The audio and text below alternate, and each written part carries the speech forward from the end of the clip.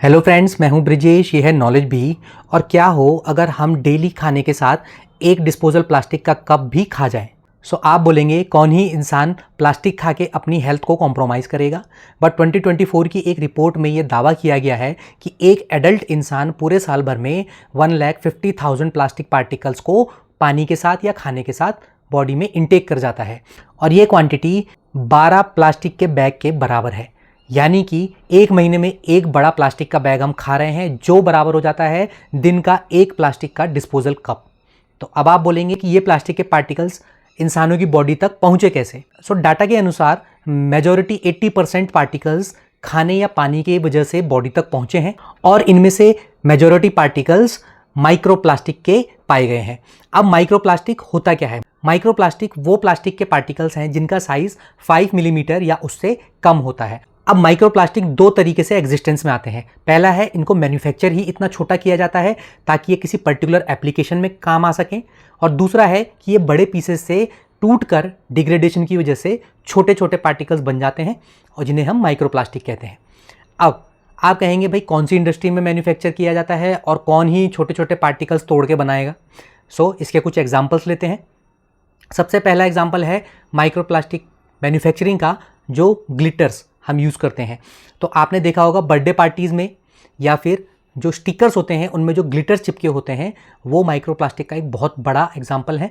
अगर इन ग्लिटर्स पे आपका हाथ लगे तो कुछ ग्लिटर्स आपके हाथ पे भी चिपक जाते हैं और काफ़ी एफर्ट के बाद भी आप सभी को रिमूव नहीं कर पाएंगे। और जब आप खाना खाएंगे तो इनमें से कुछ पार्टिकल्स आपकी बॉडी तक भी एंटर कर जाएंगे। सेकेंड एग्जाम्पल है आपका मैन्युफैक्चर्ड माइक्रोप्लास्टिक में सॉफ्ट टॉयज़ का। सॉफ्ट टॉयज़ की जो अंदर की रुई होती है और जो बाहर का सॉफ्ट फर होता है वो प्लास्टिक बेस्ड पॉलिस्टर का बना होता है।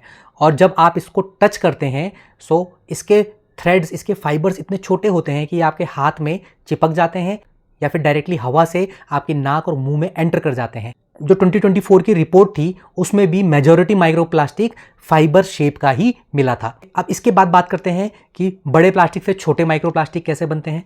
तो सबसे बड़ी एग्जांपल है किचन में पाए जाने वाला प्लास्टिक का चॉपिंग बोर्ड। जब भी आप इस चॉपिंग बोर्ड पे सब्जी या सैलेड काटते हैं तो चाकू के हर कांटेक्ट के साथ इस चॉपिंग बोर्ड से छोटे छोटे प्लास्टिक के पीसेस बनते हैं जो खाने या सैलेड में चिपक जाते हैं और जब हम इनको खाते हैं तो हमारी बॉडी में माइक्रोप्लास्टिक एंटर कर जाता है। अब अगर कोई प्लास्टिक खा ले तो उसके क्या असर होंगे? तो नॉर्मली तो प्लास्टिक हमारे डाइजेस्टिव सिस्टम के थ्रू होता हुआ बाहर निकल जाएगा, बट अगर प्लास्टिक में शार्प एजेस हैं और प्लास्टिक हार्ड है तो वो इंटरनल ऑर्गन्स को इंजरी तक कर सकता है।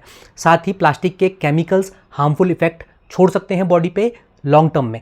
साइंटिस्ट ने जो रिसर्च करी उसमें पाया कि जिन ऑर्गेनिज्म की बॉडी में ये माइक्रोप्लास्टिक एंटर करा है उनमें सीरियस प्रॉब्लम्स देखी गई हैं, जैसे कि डीएनए डैमेज, क्रोमोसोम डैमेज और यहाँ तक कि डीएनए म्यूटेशन भी। इनका क्या असर होगा? आपकी इम्यूनिटी पे फर्क पड़ेगा, जो नेक्स्ट जनरेशन है वो कमज़ोर होगी और साथ ही रिप्रोडक्शन सिस्टम भी नेगेटिवली इफेक्ट होता है। केरला में ये रिपोर्ट सामने आई है कि ब्रांडेड वाटर बॉटल्स में माइक्रोप्लास्टिक और नैनोप्लास्टिक पाया गया है और ये 50% सैंपल से ज़्यादा में निकला है। यानी कि जो पानी हम पी रहे हैं उनमें भी प्लास्टिक मौजूद है। हम इन प्लास्टिक को देख क्यों नहीं सकते? देखिए, नॉर्मली जो हमारे देखने की क्षमता है वो 100 माइक्रोमीटर तक है। 100 माइक्रोमीटर कितना होता है? हमारा एक बाल 70 to 100 माइक्रोमीटर का होता है। तो नैनो प्लास्टिक जो है वो इससे भी बहुत छोटा होता है, इसलिए हम उसको नेकेड आई से देख नहीं सकते। उसको देखने के लिए आपको बहुत ही पावरफुल इलेक्ट्रॉनिक माइक्रोस्कोप की जरूरत पड़ने वाली है।